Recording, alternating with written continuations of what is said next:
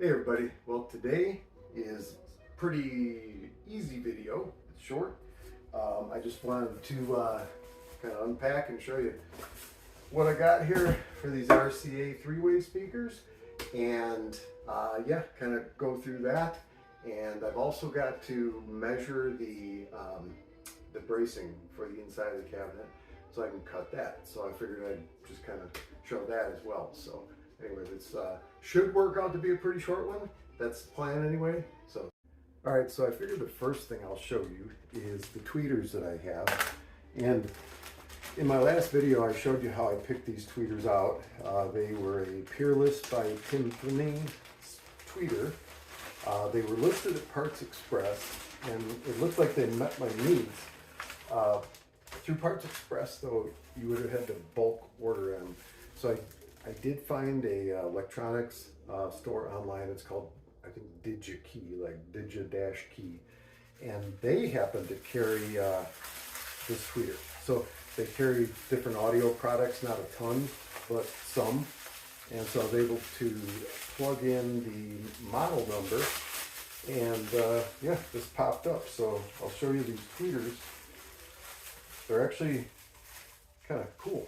They're neat and small, and yeah, they're actually much smaller than they looked like they would be in the picture. So I want to see if this will fit into there. I think it will come really close to it, if not being perfect. So I'm going to go ahead and show that. And let's see the rest of the unboxing. Okay, well, let's see what we have here. I do like Parts Express shipping. They pack the orders quick, they ship them quick, they get there usually in one piece. Usually little to no mistakes on the order.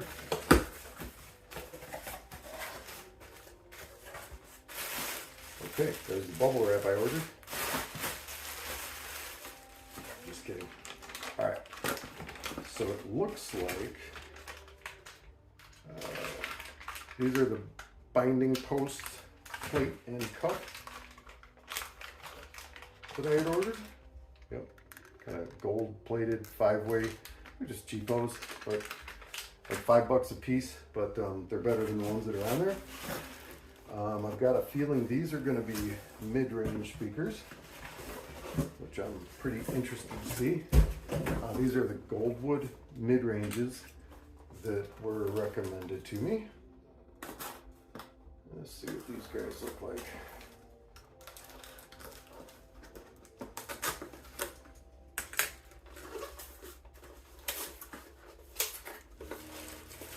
Cool looking.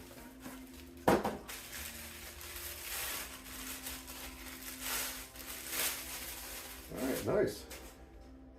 Yeah, decent looking little speaker. So I hope it sounds good, and I'm gonna see if it'll fit in the existing hole. I think it should. All right, that means last but not least is gonna be the woofers.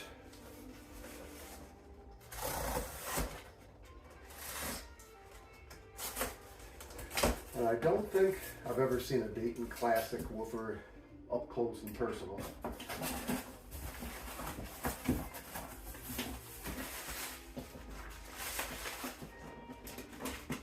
Alright, catalog, brochure. Okay. A little bit smaller than the 15-inch ones I'm used to handling, right? All right, so this is the Dayton Classic Series 12-inch DC 300-8. The dash 8 on the end is usually for the resistance. I always go with just 8 ohm nominal. Makes things much easier for different amplifiers or receivers I might hook up.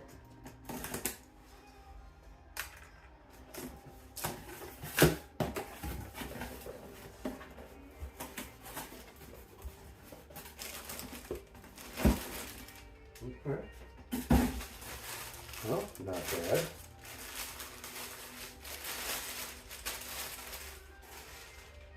Yeah. Looks pretty nice. Looks like a well-made speaker. Yeah. Not super huge or anything like that. Awesome. So there's that. I could probably see if this fits as well.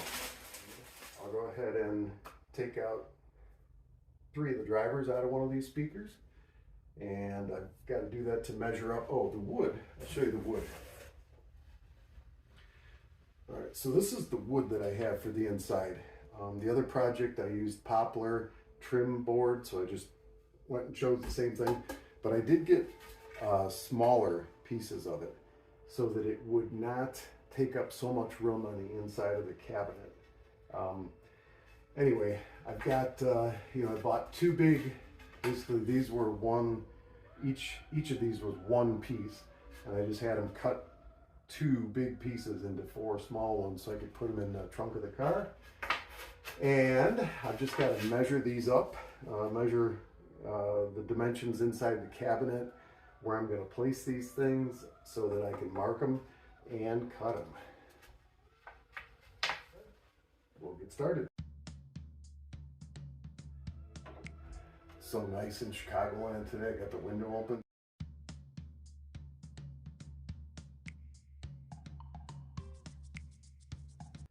That's a thing of beauty. Yes. That fits in there. Beauty.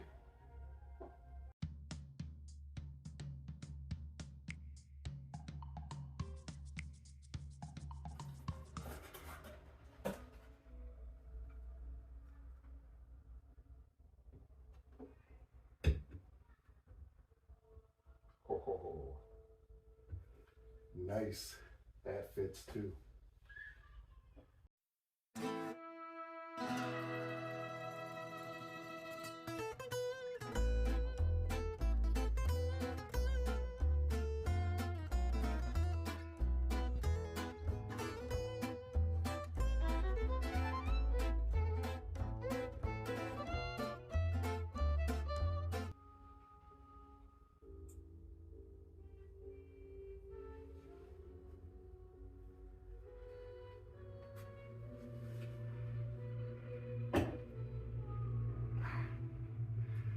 So this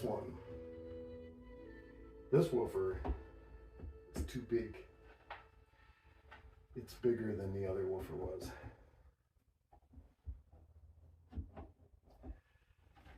By a lot. That will make it more difficult.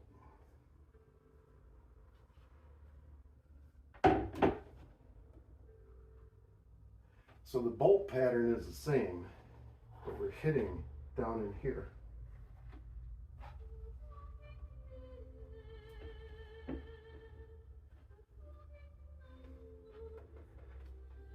So I'm going to grab the camera real quick just to show you kind of in my mind what I already know I'm going to have to modify on these.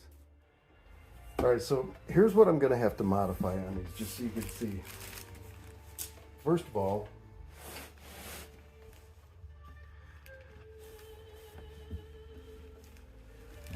so this one, okay, it does fit through the hole, which is good.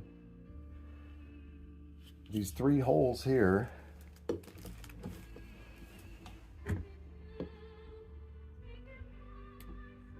they're just a little bit smaller than these, so they're not going to line up perfect. And the other thing is, because the terminals are here, it'll need to go in. If I don't want to do anything with the holes, I would have to put it at an angle. But I do want it to be as symmetrical as I can. So I will probably go ahead and do a little modification to that hole so I can center that up.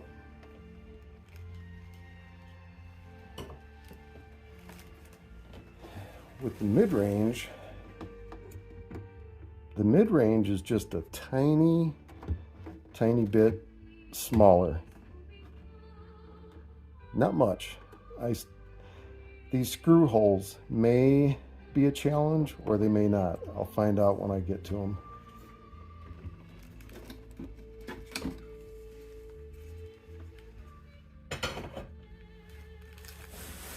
Now really the woofer is the biggest problem, as you can see.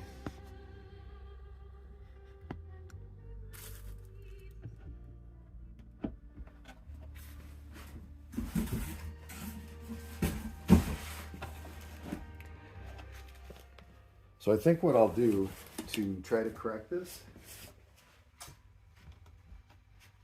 is use a magic marker and a couple of few screws to make sure it's where it's supposed to be.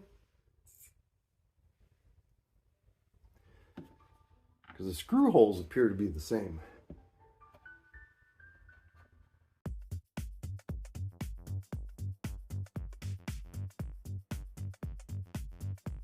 Alright, so I'll get you in a little bit closer here just to show you what I've done. So on the woofer, the holes, they do line up.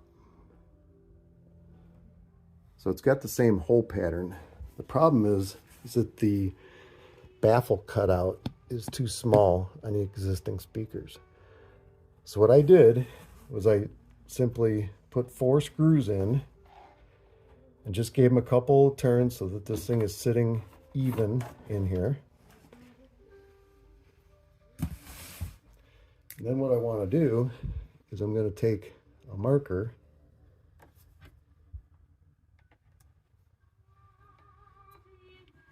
and try to draw a circle. Okay.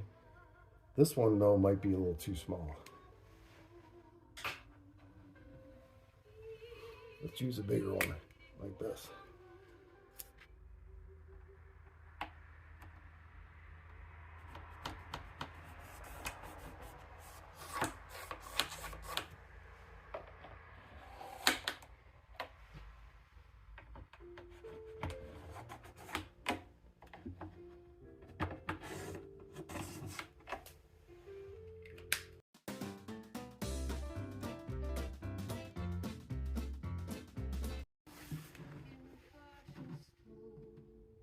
So here's our line. It's quite a bit we'll need to cut out for sure. So I'm not really looking forward to that. Okay, so now I need to measure for the bracing.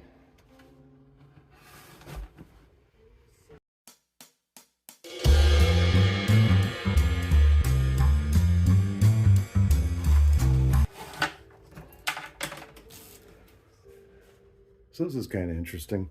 Just want to show you inside here what they had going on.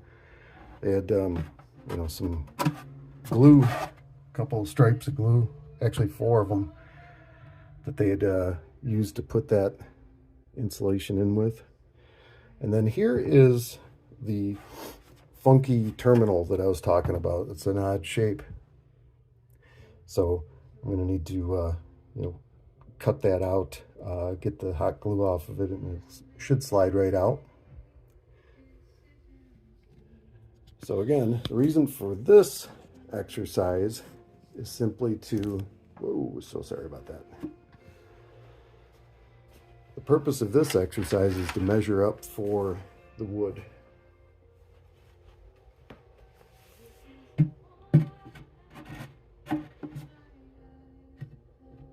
Theoretically, if that glue wasn't in there and those wires weren't in there, I'd want to square this up as good as possible.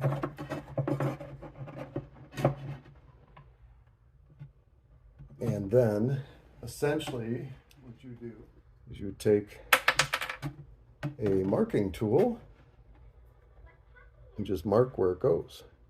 Okay? So probably through like the back side here.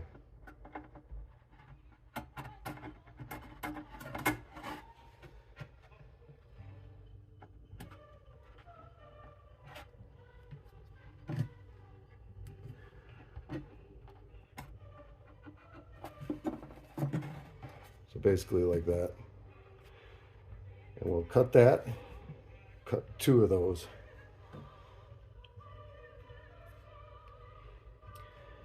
Now the other one, since I'm not putting a chamber in here by the mid-range, which is what I did on the other speakers, the CS-315s, what I'm going to do on this one is I want to try to go lengthwise.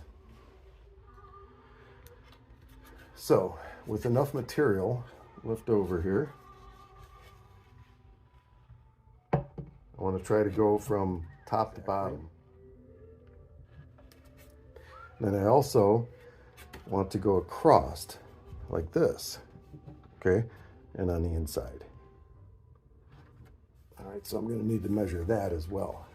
So my thought process on that was basically to take some probably cardboard and try to trim it to size just to see how it fits.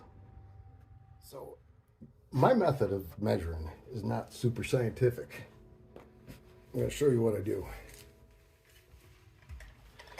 All right, so I'm just going to use a tape measure. And what I want to do is tuck it down in the corner. So basically what I'm going to do is I'm going to tuck this guy, fold it up in the corner like so, as good as I can. And I'm going to do the same thing on that side. And I'm going to do the same thing vertically. And with those measurements, then what I'll do is I'll trim a piece of cardboard that's that length, okay? And then I can do any fine tuning with the cardboard that I need and use the cardboard as a template. So I'm gonna go ahead and pause the video, go ahead and mark, measure these up, cut some cardboard, and then I'll be right back.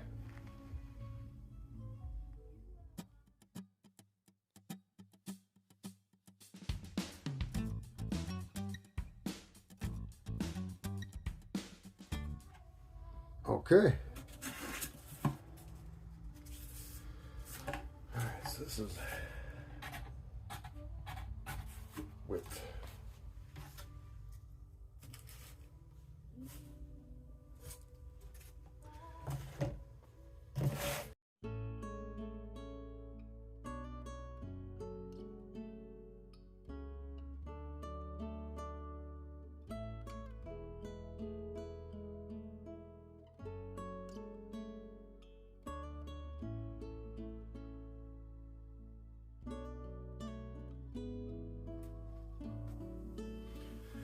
Okay, we'll just wait for that glue gun to heat up and then we'll finish up.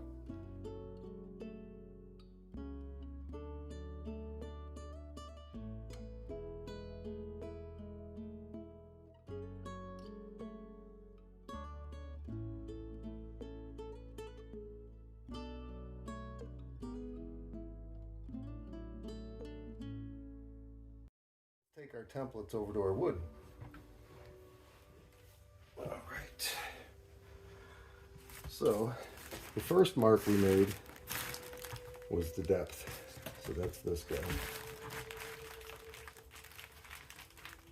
Yeah, and that's perfect. So we'll just confirm that. Okay.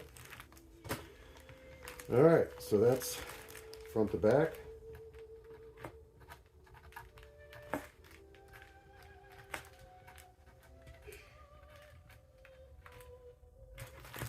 Okay. Next one is going to be the height. Now we have to, whenever you're cutting, you got to think of the size of the saw blade. So typically it's an 1/8 inch, give or take. Circular saw anyway. So I want to leave a little bit of room here for this. Okay. So I'm just gonna, I'll go ahead and mark this so that we know that that's the saw, right? And we're gonna go ahead and mark this end. I'm not sure if you saw that or not, but we'll just mark that end. All right. And then this one, we've got our front to back. We've got our top to bottom. Okay. Now our next one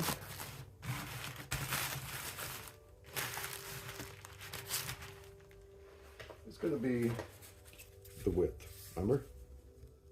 So again, we'll just make sure that we've got this, got enough space here for the saw blade. Okay. Now we'll go ahead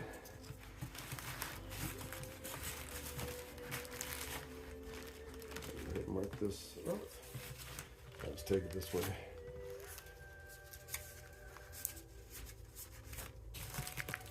All right.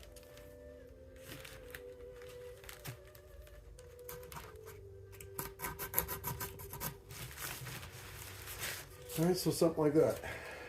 Now this piece here is extra. We can do something else with that. Okay, and then this is the side to side. All right, so that's that.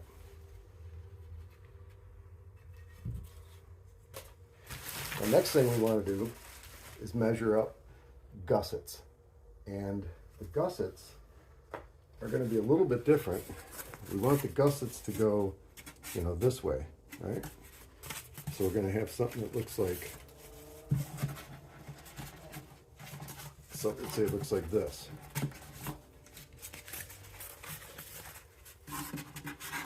Okay, except those would be perfect 45s. But what I want to do right now is just kind of figure out, okay, well, where do I want them to land? Because I want to leave enough room for the woofer, right? So I don't want them too big, but I do want them coming in here and supporting this side panel real good. Also at the top, the bottom, and maybe even another one at the back. So I'm going to be measuring up those just to see what it looks like. Something like, say, this. So maybe about a 6-inch. And that would put us almost middle. That would be about 4 inches here. So we could also even do a 4-inch and go along the back as well as along the front, and that will give it some extra support. But I still wouldn't mind to break up the resonance here with the longer one. So I would say we would go at 4 inches and 6 inches on those. And basically just cut up a bunch of them and put them wherever they, you know, put them in place wherever they fit. It doesn't, with the gussets, they don't have to be perfect. Just, they got to be roughly the size you need them and have the correct angles on them. All right, well, thanks for tuning in today and going through this with me. So probably next video that you'll see is going to be actually fixing up those crossovers that I had bought. I'm going to be replacing that cheapo crossover with this one. This one here, though, is a little bit older, and the hot glue is kind of brittle, so I'm going to make sure all the components are nice and tight. And then I'll remove this one, find a good place to mount this guy, and we're in like flint. Then I'll try it with the existing drivers just to see what difference just doing a crossover makes before changing out the drivers.